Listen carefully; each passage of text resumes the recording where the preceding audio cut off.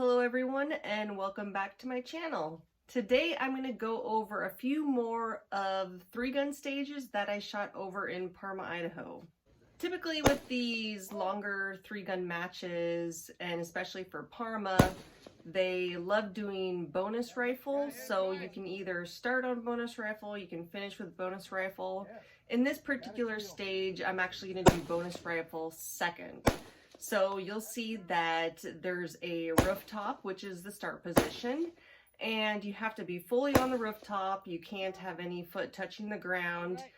You can be hanging over the rooftop, you can be flat on it, whatever position you prefer, but you just have to be on the rooftop. I believe these targets were between 200 to 500 yards out. And it's a mandatory 2 hits each on static steel. Thankfully, they are calling your hits because sometimes you just can't hear, or even sometimes you can't see. Once I complete my mandatory rifle, whether it be paper or whether it be the static steel, I then move on to my bonus gun and try to get as many hits as I can.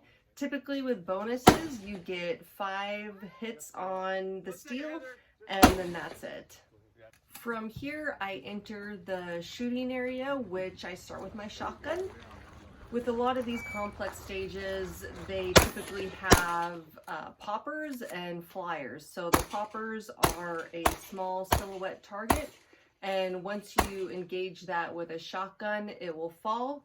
And a flyer or a clay pigeon will pop up. It'll either pop up or right or left, and then you're required to shoot that in the air in order to get the points. If you don't get those points, it's typically a 5 to 10 second penalty. In addition to other shotgun targets, there's usually shotgun spinners, and those have to do 1 full revolution. Sometimes you actually have to do 1 revolution one way, stop it, and then revolve it the other way.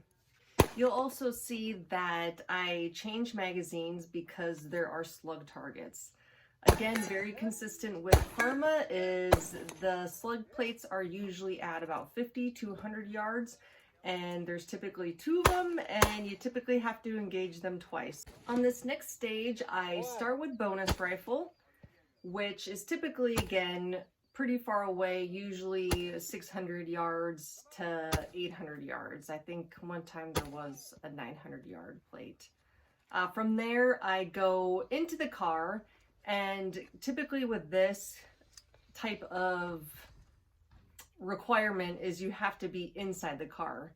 So what I probably could have done if I wanted to is I could have stood outside the back window of the car, or I don't know if I could sit on the outside. Typically you have to be inside, but however, I'm shooting my rifle, and so the position I'm in inside the car where I have my rifle rested is probably the best position to engage those distant targets. I am shooting my Stag AR. It is left-handed, so you can see the video is not reversed, it is left-handed. This is a Luth buttstock, which is very adjustable. There's definitely not enough purple on it, that's for sure. This is the Razor HD 1:6, right? And then I have a 45-degree mounted red dot.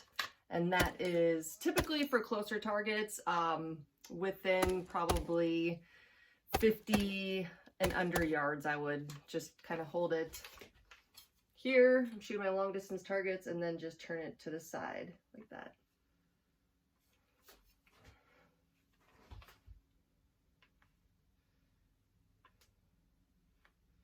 So once I am done shooting rifle, I always want to make sure that my barrel is pointed in a safe direction and the safety is on. You do get penalized for dumping an unsafe firearm. It's extremely penalized if your muzzle does break the 180, if you drop your firearm, if there's any very unsafe actions, you will be disqualified from the match. So it might look like I'm just throwing my rifle down there, but I'm always cognizant of making sure my safety is on. From there, I pick up my shotgun. The shotgun I am using in this particular video is a Saiga 12 gauge shotgun. It was customized by R&R Targets. It has an adjustable buttstock, and it does have a Burris red dot on it. This one was modified a little bit for my wrong-handedness. My mag release right there, and these ones do come in 20 round magazines. Going back to the safety thing, you'll see that as I am up shooting through the port, what I actually have to do, just because this is the way I chose to run the course, is I actually have to retreat with the shotgun. So let's say I'm shooting these targets as I do here, and I have to go back and dump it like you see in the video. I can't just turn because obviously I'm pointing my gun the wrong direction. So depending on the way where your guns are staged, typically what you want to do is you want to just kind of grab it and turn this way and run like this. Or in this case, because I was running the other way, I actually, awkwardly enough, had to go like this and run back this way in order to go around the barricade, dump it, and then pick up my next firearm. You'll see there's kind of there's plates with red triangles on them and holes in the middle. So the idea is to not shoot any of those red plates. So you want to shoot the hole in the middle, and the holes get big to small, sorry, from small to big to large. Yeah, anyway. They go from different sizes, right? And so it gets harder as you go. And again, if you hit one of the red plates, you get penalized, and that is time against you. You can see that in this stage, I actually chose to shoot pistol. A lot of times too, with these complicated stage designs, you'll see that I had to, you know, run down and shoot shotgun. But then, you know, I had to, if I wanted to shoot PCC, I'd also have to retreat with a long gun, which makes it difficult between those tight walls. So I am shooting a SIG Legion X5. It's completely customized by Springer Precision. They did the slide, they did the internals, just made the trigger super, super light.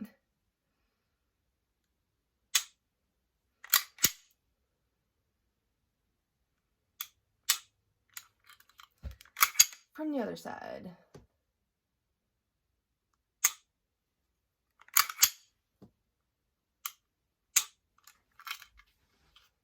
And of course, since I'm shooting open, I can use a magwell. Back to shooting my Stag AR-15 on this one for the long distance stuff. So I chose to use a bipod, and I believe the start position was either touching the rock, whether you're on the rock completely or the rifle's touching it. I'm not 100% sure, I forget. But anyway, there's a plate rack, I think about at 100 yards, some mini poppers, and then you have the static steel going out from 100 up until I think about 400 yards.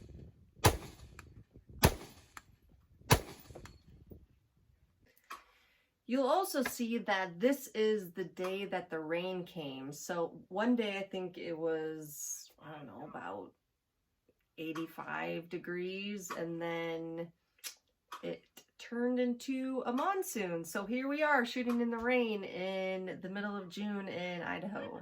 After engaging the rifle paper, you run down the hill and make sure that you don't slip and fall on your ass and go face first in the mud. And then you pick up your shotgun. You can see that there's 3 spinners, and you actually get a bonus if you spin all of them at the same time, or like they all have to be spinning at the same time. But I decided not to do that because what's kind of difficult is like if you get one spinner going, you try to like do too many things at once.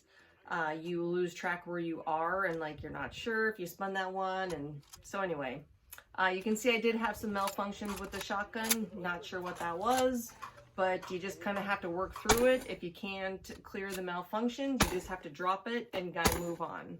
Once you enter the shoot house with your shotgun, there's, as you can see, all these walls. Sometimes there's dead end. Well, actually there's a lot of dead ends. So before you actually run through the stage, you can walk it, you can see where the targets are, and hope to God that you remember where they actually were when you go into the shoot house. There's been a few times where I've gone down one row or one wall and thinking that there was a target down there, and there's not, and just kind of is a little bit of a time warp. Here's another one where I'm also shooting my pistol. Here's my PCC. I'd have to be doing this, like running back, moving it all around. Definitely not that way, but you get what I was saying before, where you have to like go this way, or you have to go this way, or you're just gonna back up. So it makes a little bit more sense just to have pistol on you, and it's much easier to run the course.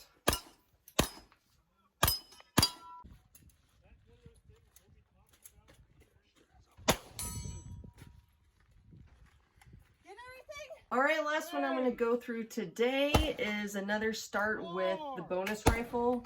The bonus rifle I was shooting here is actually a Ballistic Advantage 308 that I won the lower at one Tactical Games, and I won an upper at another Tactical Games, and I put the two together and it's a beautiful 308. This one, unfortunately, is not left-handed because they don't have left-handed rifles, but that's what I have Stag for. And again, this is the two uppers and the lowers that I won at the Tactical Games. This is a awesome MPO Brownell scope.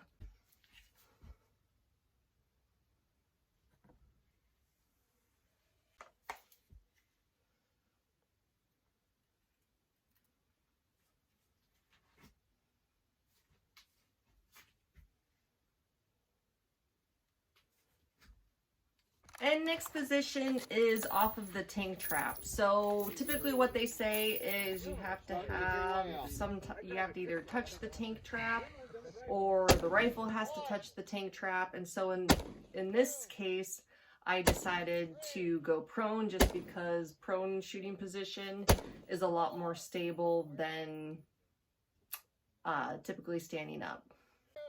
Same kind of thing, the targets are varying between 100 and typically 500 yards with these mandatory rifle targets. Once I leave the tank trap, I go to a shooting box where there's probably paper that I'm shooting at, but you might not be able to see it, and it looks like that was mandatory off the hand. So no bracing.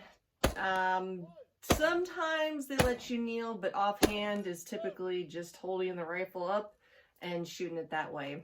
From there, dumped the rifle and again chose to shoot the pistol. It's just a little bit easier in this particular course because I do have to run around these walls. There's some tight targets. You can kind of almost see I have to like lean out, and this particular stage design was kind of, I think, a little bit wonky because there was a target right at the beginning where it was almost like they were trying to get you disqualified, which I know that's not the intent, but if you stepped in and then pulled your pistol around the wall, I guess that would be a DQ. So like you had to have your pistol drawn and then like step in and then like step out, and anyway, it was kind of wonky. So you can see me running around trying to get all the targets with my pistol, hoping to God again that I got all of them. Either empty the pistol, holster it, or you can drop it in a safe box or a dump box in a safe position. With a SIG, there's no external safety, so you just drop it. And then you pick up the shotgun. Shotgun, you know, you have your spinner target, you have a Texas Star, which isn't as hard as it actually looks. Just make sure you shoot the top one first. And then shoot some poppers with some clay flyers. And of course, what is not a Parma 3-gun match without some mandatory slug targets with shotgun.